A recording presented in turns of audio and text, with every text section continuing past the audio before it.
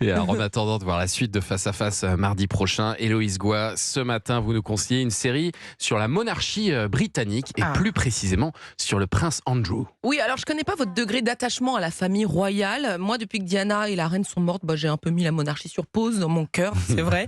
Et pourtant, j'ai ressorti les pop-corn devant la nouvelle série A Very Royal Scandal.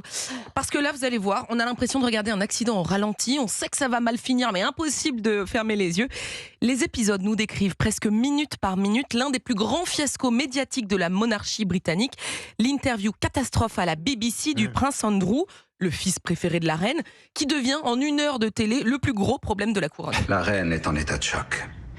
Je ne crois pas l'avoir déjà vue si bouleversée. Et alors, c'est une série, c'est un documentaire ou c'est une série ? C'est une série avec des acteurs. C'est de la fiction, d'accord. C'est de la fiction.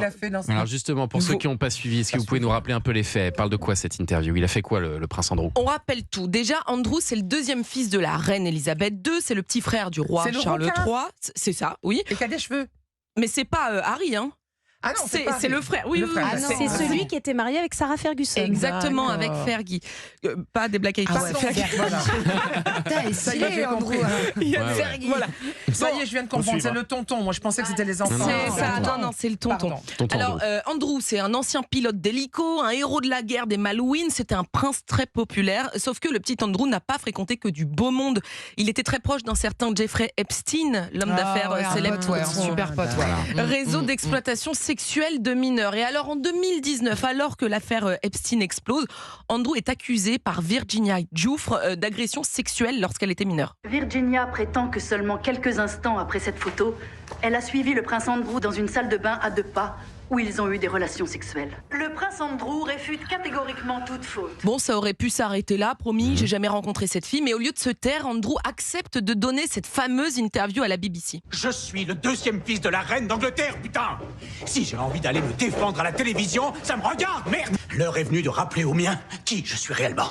Bon pire idée du siècle, mais c'est là que la série devient passionnante parce que la fiction ne raconte pas seulement ce qu'il dit, mais surtout comment il le dit.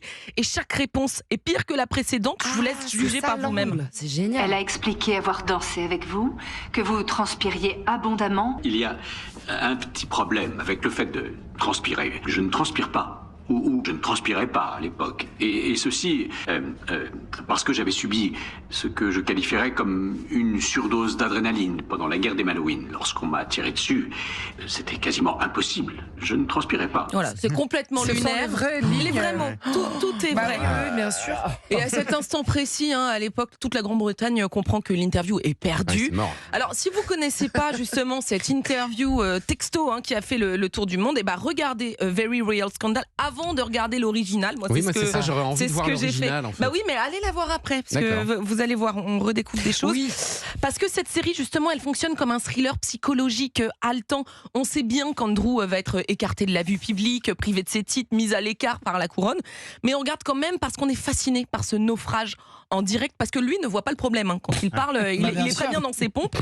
Cette série, en une phrase, c'est l'autopsie d'un homme totalement déconnecté du réel et d'une institution qui perd le contrôle en direct. Ça se regarde d'une traite comme un film, parce qu'il n'y a que 3 épisodes d'1 heure. On aime bien ça, les séries. C'est génial. Very Royal Scandal, c'est à retrouver sur la plateforme HBO Max. HBO, c'est... Donc c'est Canal. C'est aussi disponible sur l'app Canal+, bien sûr. Merci beaucoup, Héloïse Goua. Dans un instant,